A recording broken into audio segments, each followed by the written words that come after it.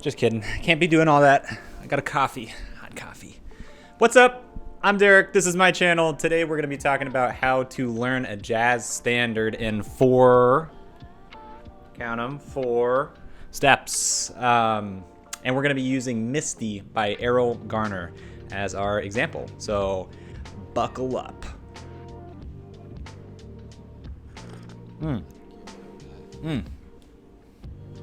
I totally forgot to introduce my co-host. This, as always, is Julian. And he is my son and co-worker.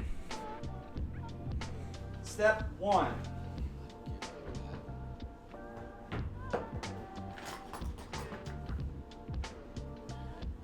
Get out your horn. Just kidding. Don't. The actual real step one is before you get out your horn, find some reference recordings that you like. I usually like to get two kind of more famous ones. So for this one, I chose Ella Fitzgerald, which is kind of cool as an instrumentalist trying to listen to a vocalist play something, because saxophone was, originally intended to emulate voice at the very beginning, right? So Ella Fitzgerald's Misty is my first one.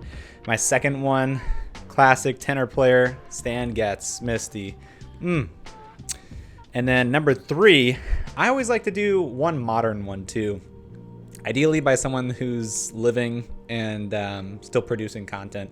I always think it's kind of interesting to see where it's kind of evolved with these things. Plus, everyone has new ideas on it, so it's kind of interesting to see where the state of the art is kind of at that point. So my final one, I chose Lefkowitz-Brown. Fantastic tenor player. If you've never heard him, you definitely should. So my goals for step one, I have like three of them.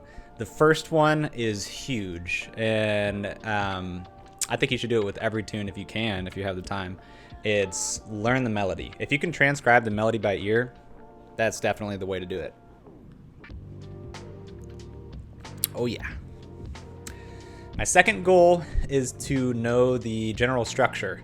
So Misty, you have an A section, you've got a B section, you've got an A section.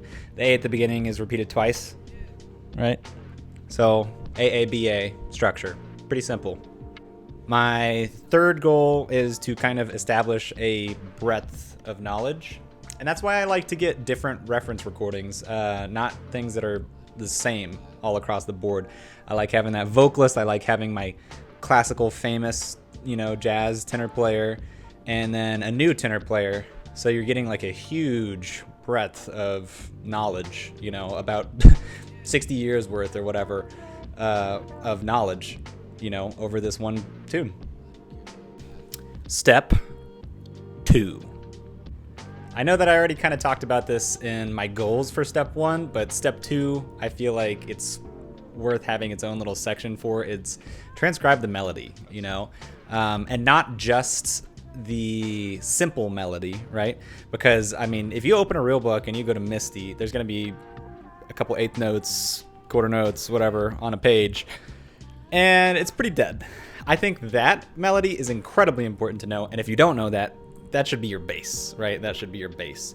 But more than that is learning the stylized melody, which is why I like going to the recordings and trying to learn the melody from the recordings without even opening any sort of book. So far, I have not even looked at a piece of paper, or whatever you got, tablet. It's 2025. So, before you even look at anything, you should for sure know the melody, simple and stylized, whatever that means to you, but yeah. Transcribe the melody, figure it out. Step number three. So step number three, because I'm lazy, this is where I do actually look at something, memorize the chords. So I'm still not really playing off of something, but I am using it as kind of a benchmark, a jumping off point, to memorize the chords for the tune. So I go in and memorize all the chords. So, on tenor, the first couple for Misty would be like F, C, F, B flat, you know, and that's what I'm talking about there. And then going further than that, memorizing the qualities of them. F major 7, C minor 7, F dominant 7, B flat major 7. And knowing that top to bottom the entire tune, which is really not that hard whenever you think about it, because the AABA structure only requires you to know basically 2 sections. I mean, kind of 3, because one of the, the first ending of the first A has a little bit of a 3-6-2-5 kind of motion. So for the most part, it's still pretty easy though, right? So knowing your chords, knowing your qualities, being able to arpeggiate them, and this is kind of the next goal of this step, is to be able to arpeggiate all of your chords with the qualities in time. In time. You should be able to do it out of time, but then if you put a metronome on it, you should be able to do it in time. And finally, being able to play the chord scale that is associated to that, you know, talking about chord scale theory. I talked about it in my last video, you know, it's kind of like the highway, I feel like, for learning something. It's puts notes at your fingertips immediately, you know. And then finally, beyond that, I mean, there's as many goals as you want to this step, but really my final goal for this one is usually put a melodic cell onto it, putting a little bit of a pattern approach. So the one that I usually gravitate towards, which I think is kind of derivative of the Berganzi method, if y'all are familiar with that. It's the 1, 2, 3, 5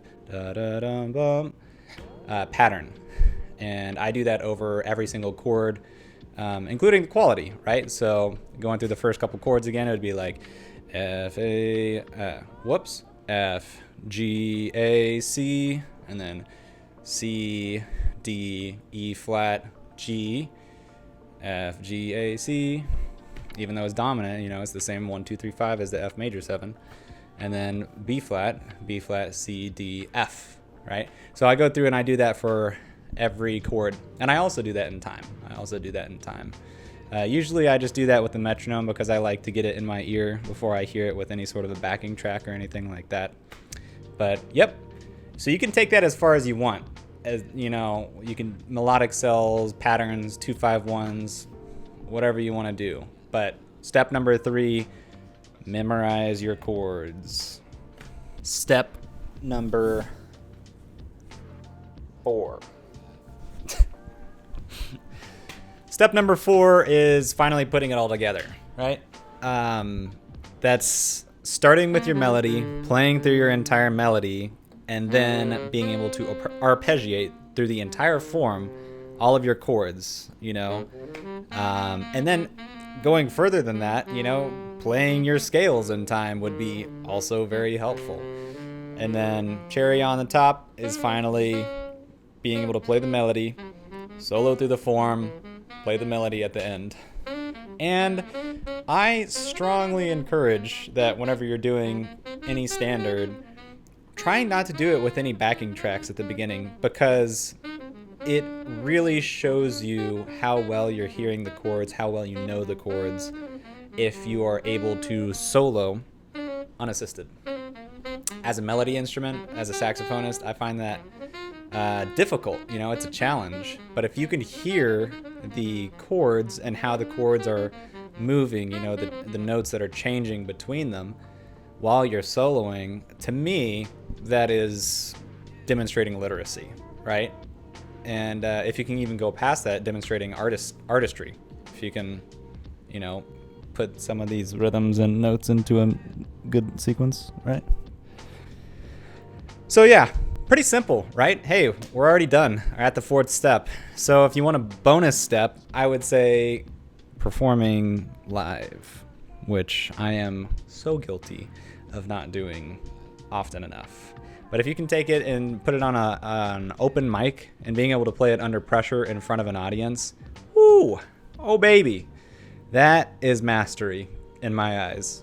So, hey, take these steps, run with them, do your thing, go learn some jazz standards. Have a good one.